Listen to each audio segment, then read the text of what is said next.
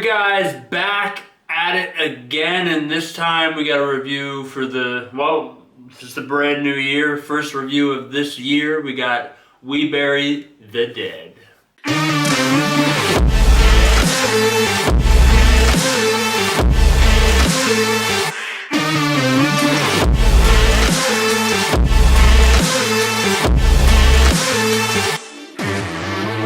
Yes, just to let you know ahead of time, I am a little sick, so my apologies if I sound that way.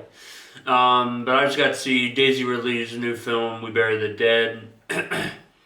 So this movie, I didn't know anything really going into this movie other than I knew it was a zombie film of some kind.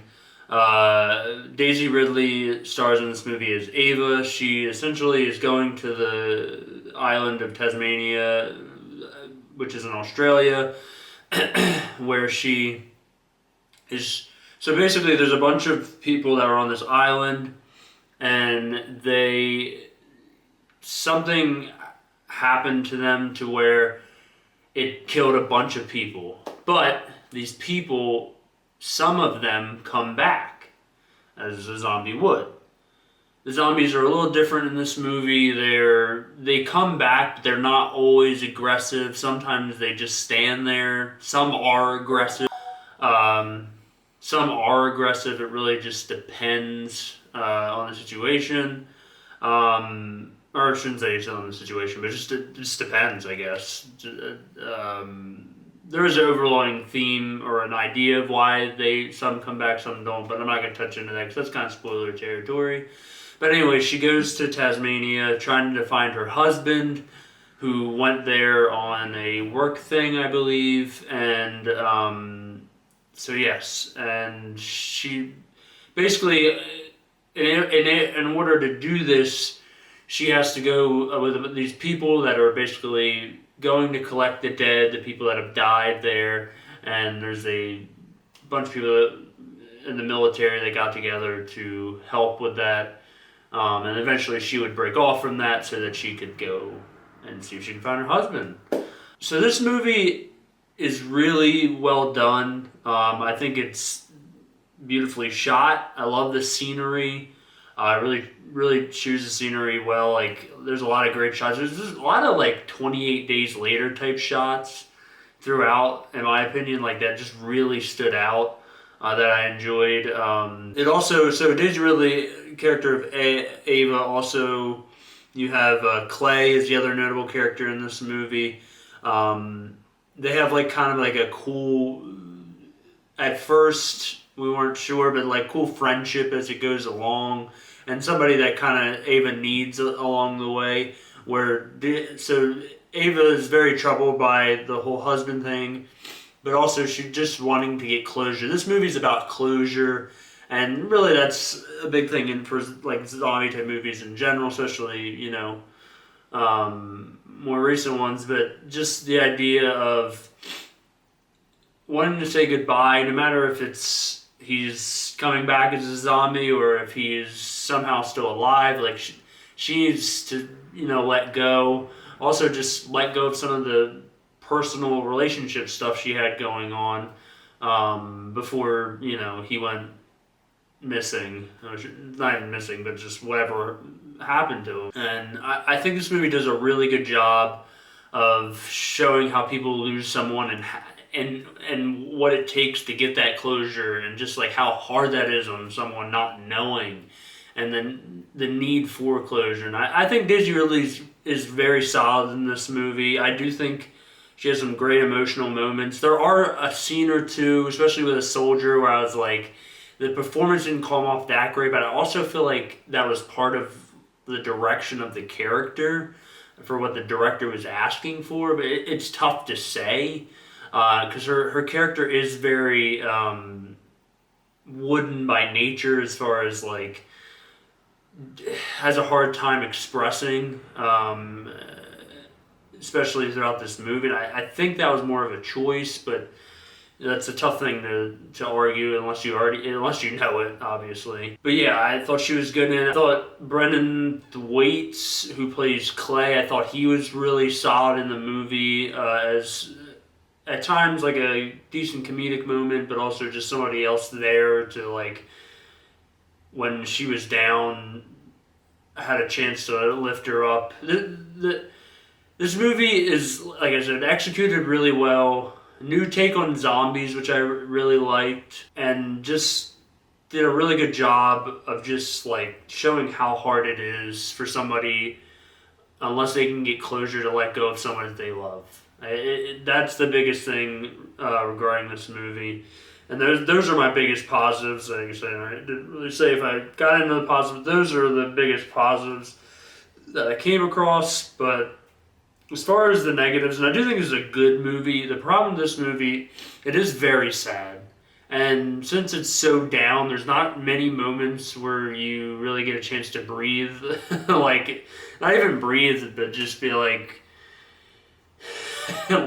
like not feel so down every moment. Because this movie is not for someone that might be in a depressive state at all, because it is a sad, sad movie. But also, there's another thing as far as the negatives go that I had issue with was there's not many very memorable scenes. Like, there's maybe a couple that really stood out, but like nothing that like really would keep you going back to see this movie again. I would probably never want to watch this movie again, if I'm gonna be honest.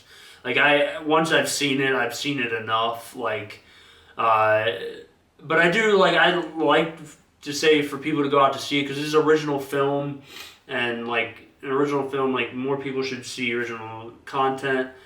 And the tough part is like, I could also see where you're like, well, this movie is not exactly built for theaters. It's not necessarily what I would say a theater movie, but also go support original content at the same time. So I don't know. It's a tough to call in that case.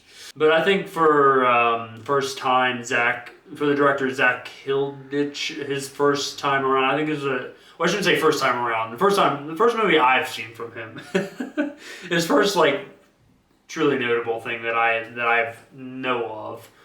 I think he did a really good job, and I think Ridley was good in spots, and yeah, I think overall this movie gets the message across, shot really beautifully, and new take on zombies, even if it is not the most memorable or even the best, or even if it is way sad and very much a downer type movie.